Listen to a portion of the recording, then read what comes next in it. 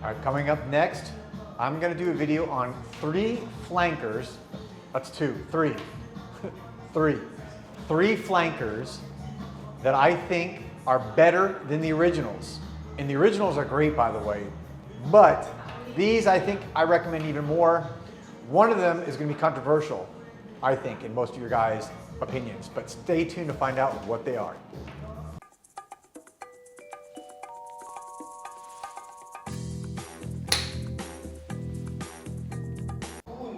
All right, welcome back everybody to JoelTheNose, and today's video again is the topic 3 flankers that I like better than the original.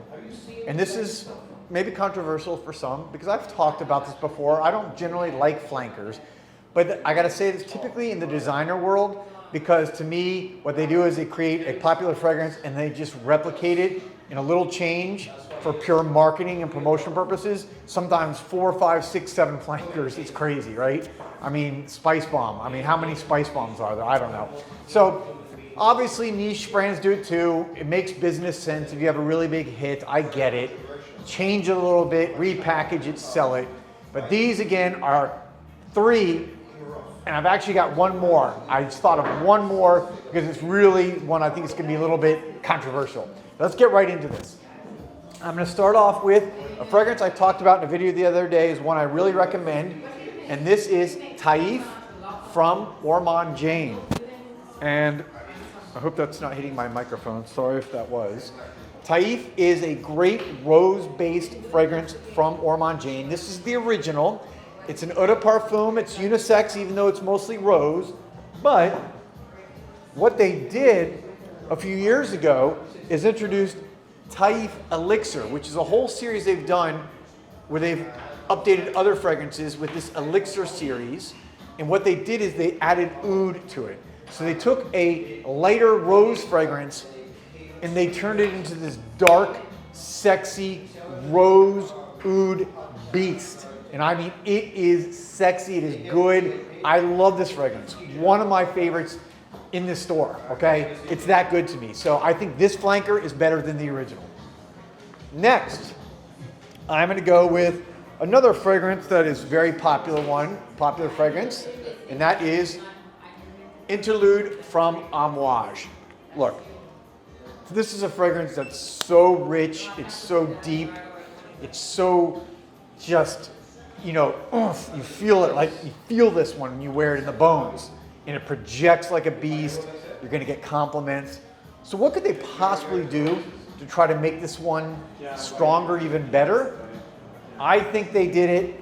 I think they succeeded when at the end of 2021, they came out with Interlude 53. What they did was they basically made it, in my mind, it's just more woodsy, especially in the dry down. It becomes really dark and rich. And how they did it was they took Interlude, which was already an eau de parfum. Sorry, I got my glasses on because I don't know why. I don't need them when I'm not reading. But Interlude, what it is, they took it and they added and they bumped up the perfume concentration to 53%. So normally an eau de parfum could be anywhere from really 15% to maybe 30, 25%. There's no hard and fast rule on this, but I typically say 15 to 25% is eau de parfum. Maybe over 25 you go to like straight, like 30, 25 to 30. 53% perfume oil. This thing, when you wear it, and I've worn it out, I wore it to a concert, I did a video, I sprayed 15 sprays of this, I went to a concert, and I was just like, people were like magnets to me. I mean, I was all around groups of people, and they were like, people were like smelling me and like wondering what in the world was around them. It was like I had become this angelic presence. So, very good fragrance. Next, going to go to one of the classics from Parfums de Marly, and that is Pegasus. Pegasus, one of these really good original Parfums de Marlys that's actually kind of clean and bright and fresh, not too dark, very good fragrance to wear. In many situations, this is extremely versatile. One of the more versatile, I think, from the Parfums de Marly house. So I like what they did. This one was tough because I really like the original, but I like what they did with Pegasus. Exclusive. Similar to what Amouage did, they made this darker in the base with the woodsy notes. And so you still get that kind of fresh opening, but to me, where you really notice the difference between Pegasus and Pegasus Exclusive is in the dry down, that deeper, richer, woodsy notes that just makes it a little bit more sensual and sexy, and maybe a little bit more of a date fragrance. Still versatile, but I think the original is more versatile. This is going to be a little bit more of a nighttime date fragrance, okay? That leads me now to, originally I was just doing 3, and then I realized, how could I forget this one? And it's going to be a little bit controversial. So the original is one of the all-time niche classics from Initio, and that is Oud for Greatness. Really just a beautiful, kind of, not fruity, but it's got that kind of sweet saffron opening that just is mesmerizing. People come in, whenever I see them, they, put it on for the first time.